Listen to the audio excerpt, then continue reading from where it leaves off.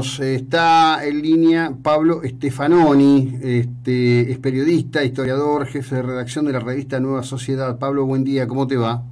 Hola, buen día, ¿qué tal? Muchas gracias por la comunicación. No, por favor, me pareció no solo interesante, sino, yo te diría, desafiante y disruptivo, ¿no?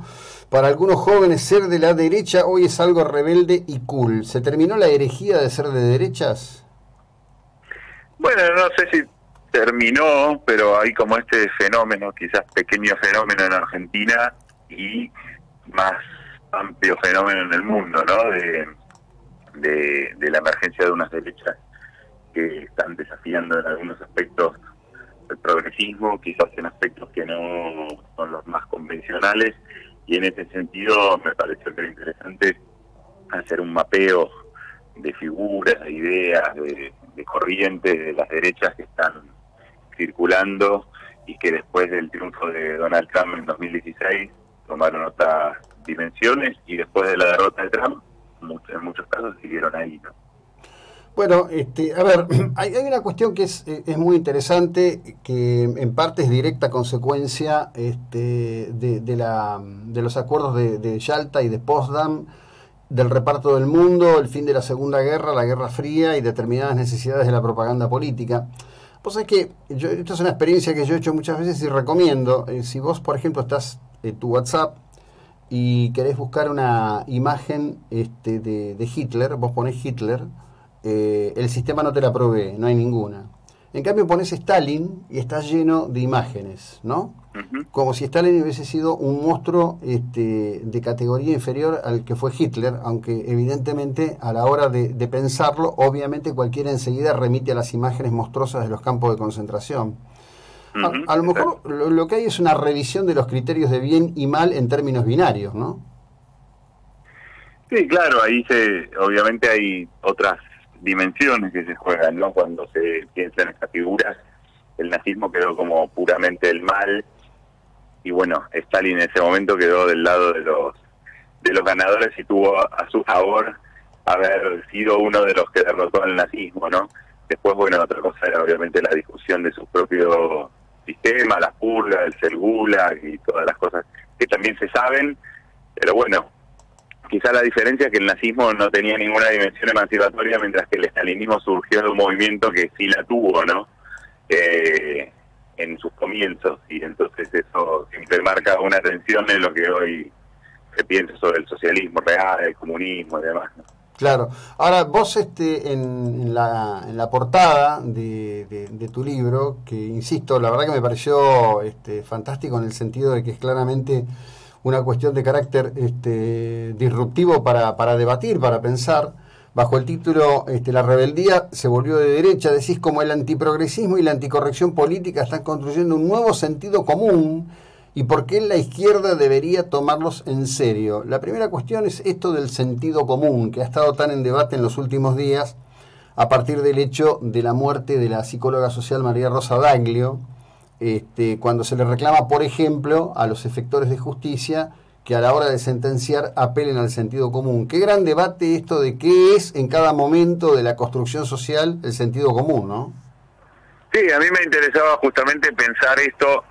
Es un libro que toma algunos aspectos de las derechas, no es un libro solo sobre la derecha política, sino más bien sobre algunas expresiones que en los últimos años fue tomando lo que llamaríamos las extremas derechas o las derechas radicales. Hay también dificultad para meter un montón de ideas, corrientes heterogéneas en un solo nombre y pensarlo como un fenómeno más amplio, ¿no? Cultural, el fenómeno de las plataformas de internet, de una política que se hace mucho a través del meme, el troleo, Twitter, las redes sociales, y que eso también va transformando la forma de pensar la política, de llegar a ciertas ideas, de cómo se articula hoy una reacción antiprogresista más amplia, que era lo que me interesaba, ¿no? El progresismo efectivamente tuvo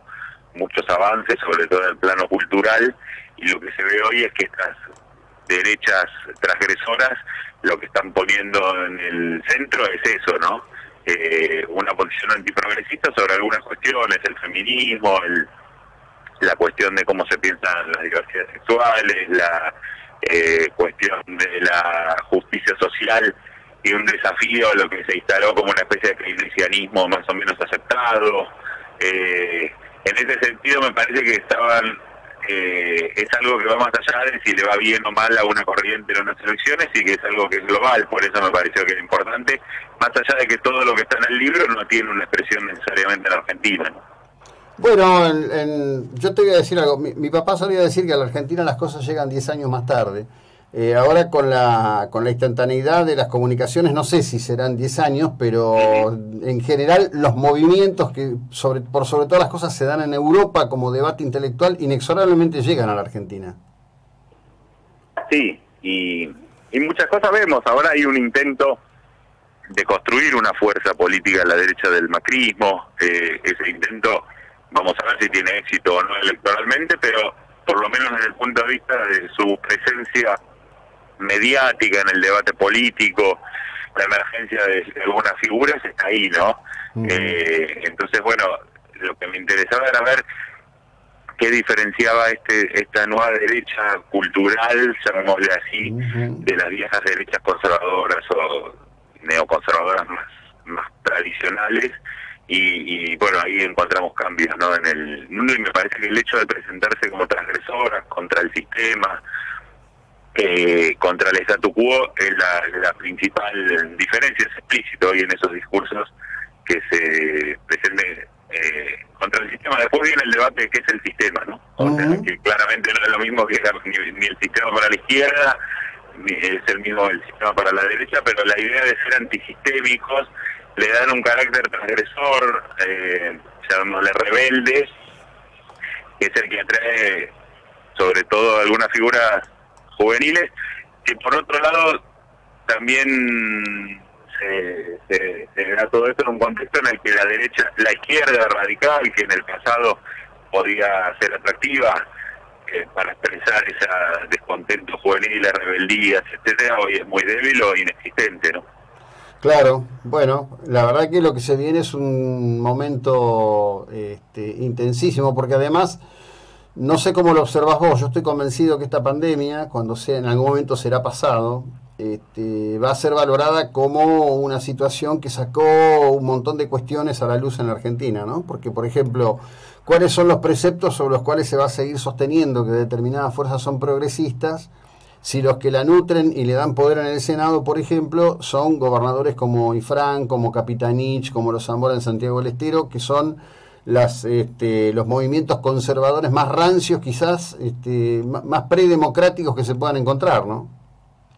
Sí, claro, y eso fue un tema siempre con el kirchnerismo, ¿no? Que una cosa era el kirchnerismo de la Ciudad de Buenos Aires, otra cosa era en Santiago del Estero, y sí, esos peronismos provinciales que se sumaron a la ola de un peronismo que, digámoslo, giraba hacia una posición más de centro-izquierda, pero sus estructuras de poder son las mismas, ¿no? Entonces sí, efectivamente la pandemia creo que en el mundo dejó ver cosas, y bueno, veremos todavía, porque los fenómenos, las consecuencias de este tipo de fenómenos posiblemente sean bastante largas, ¿no? De muy largo plazo. Pablo, muchas gracias por el tiempo y la ilustración que nos has dedicado. Buena jornada, felicitaciones por este trabajo.